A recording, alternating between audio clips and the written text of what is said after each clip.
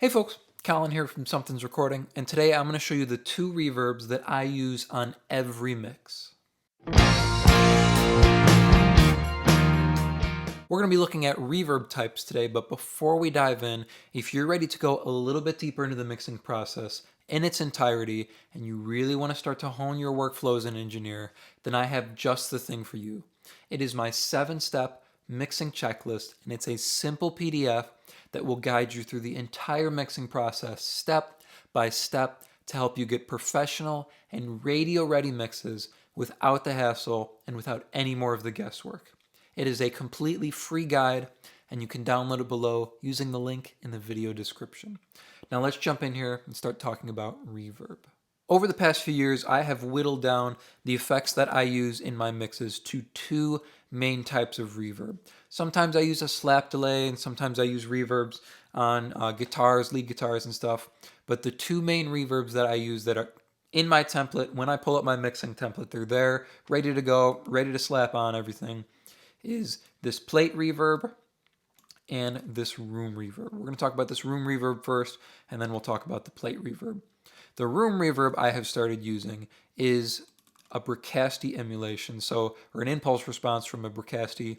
It's an old reverb unit with a big dial on it. It's this one here. It's Rooms 2 Studio B, and it's the close mic from the Studio B in the Bricasti. This is from a Simplicity pack that I got a long time ago. That might still be out there somewhere floating around on the web. This is pretty much just a room reverb. The one I used to use on drums and on guitars or anything was the stock one inside of Studio One, just in their room reverb. It is the Medium Studio is the one I used to use. That's the one I used to have stock in my template as well, but I've since moved to using just this one. I used to send my snare drum to the Medium room reverb. I don't even do that anymore. If I open up here, you can see all my drums send over to this Bricasti verb here, and then I just pull it up under my drums.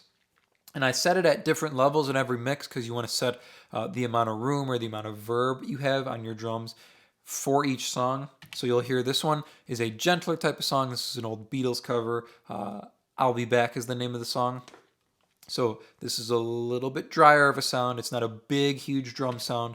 So I have the room tucked back a little bit further to keep it more mellow sounding, but I'll mute it. You can hear what it's adding to our drum kit here. Take a listen with the mix, and then I'll solo the drums as well. You know, if you break my heart, I'll go, but I'll be back again. You know, if you break my heart, I'll go, but I'll be back again. You know, if you break my heart, I'll go, but I'll be back again. You can hear how much smaller our drums sound when I take out the reverb. That's why I went down to just using this reverb. I used to send, like I said, my snare drum to a room reverb as well and tuck that up underneath, but I don't even need that anymore. Just pulling this up is enough to get my drums where I need them.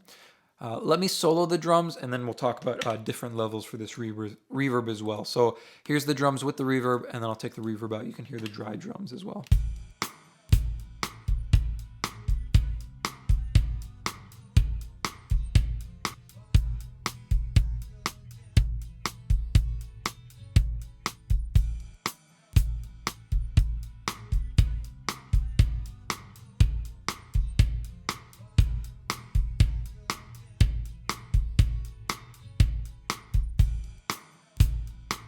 Just that little bit of length on the snare, on the kick, that little bit of width on the kit as a whole, and it adds some nice depth and some nice thickness. One of the reasons I moved to just using this reverb is I can put it across the whole kit and pull it up, and it adds this nice thickness and this nice weight to the whole kit. It makes the whole drum kit sound bigger rather than just making our snare drum sounding slamming by sending it to a room reverb by itself. We'll put it back in the entire mix here, and I'm going to pull it up here for you so you can hear what it sounds like as we add more of it into our drum mix. You know, if you break my heart, I'll go.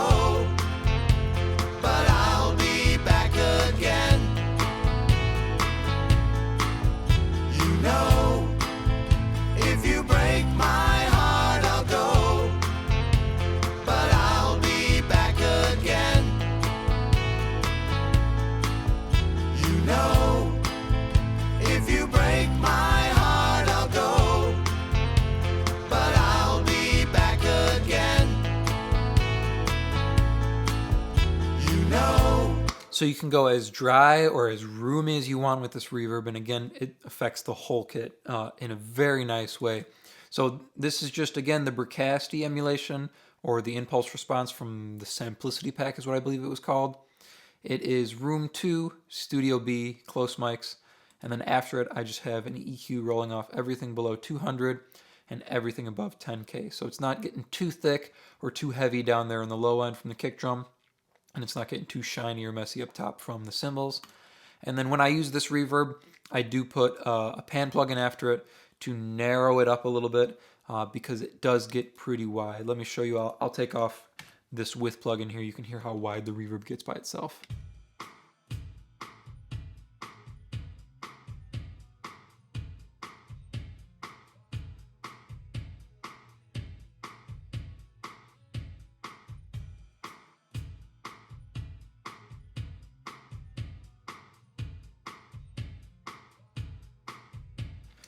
Narrowing it up a touch to help it sound more natural with the rest of the kit. Without that pan plugin, it sounds really super wide, which doesn't fit, especially with a smaller or more intimate drum sound like this. That's the first reverb I use on pretty much all of my mixes these days. It's always right there by my drums. I send all my drums into it and pull it up to give them that nice big sound. The other one I use pretty much on all vocals these days is the plate reverb. It says CLA plate reverb because this is something I took from Chris Lord-Alge a long time ago, watching his, might have been the Pure Mix series when he was mixing in the box. So this is just starting with the flat plate setting here on the stock reverb inside of Studio One. I'm not sure where that starts anymore, but that's where I start with that one. And then you just tweak it to be at, it's about a 2-second reverb with a 152 millisecond pre-delay. So that pre-delay is what makes this reverb so nice because it sits after the vocal. So you hear your vocal and then you hear your reverb. They're not sitting right on top of each other. They're not fighting for space in the mix. And then after it again, I have another EQ. I usually have EQs that back up my reverb starting at about the same place, rolling off everything below 200 and then everything above 10K. On this one, I pulled it up closer to 300 here on the high pass, so getting rid of some of the low mid area. And then I have a notch filter here at 1.2K, so something was getting a little bit nasty there in the mid range. Pulling out, clean everything up a little bit. You can see all the vocals are sending to this. Lead vocal, another lead vocal in the bridge, and then all the background vocals send into this reverb. I'll play it to you inside the mix and I'll mute it out. You can hear how our vocals completely dry up, but when I kick it in, we get some nice length to our vocals without it sitting right on top of our vocals. And then I'll solo up the vocals. You can hear what it sounds like with the vocals soloed. You know, if you break my heart, I'll go, but I'll be back again. You know, if you break my heart, I'll go, but I'll be back again. You know, if you break my heart, I'll go, but I'll be back again. You know, if you break my heart, I'll go, but I'll be back again. You know. So not going too wet here. Again, it's a nice little intimate song.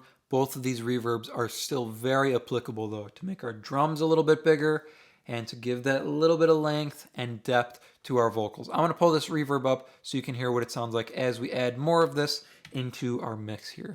You know, if you break my heart, I'll go, but I'll be back again. You know, if you break my heart, I'll go, but I'll be back again. You can hear even when I crank it up like that, it still stays pretty out of the way of our vocal. It gets pretty crazy because it cranks so much, but you can hear, we still hear our vocal, you can hear all of the words they're saying, everything's pretty clear, and we have that nice length after it. That's the reason I love this reverb so much.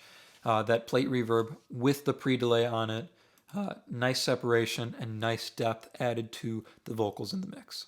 Those are the two reverbs I use on every mix these days. A room reverb, so the Bricasti room reverb, Studio B, close mics, those are on my drums pretty much every mix these days. And then the plate reverb, this is just a longer plate reverb, like I said, 2-second plate with 152 millisecond pre-delay, and I start with the flat plate here inside of Studio One. I hope that was helpful for you. As I mentioned at the beginning of the video, if you are ready to level up your mixes and start dialing in your workflow as an engineer, then I have just the tool for you, and it is completely free. It is my 7-step mixing checklist, and you can download it below to start creating more professional mixes in less time. Thank you so much for watching, and I will see you in the next video.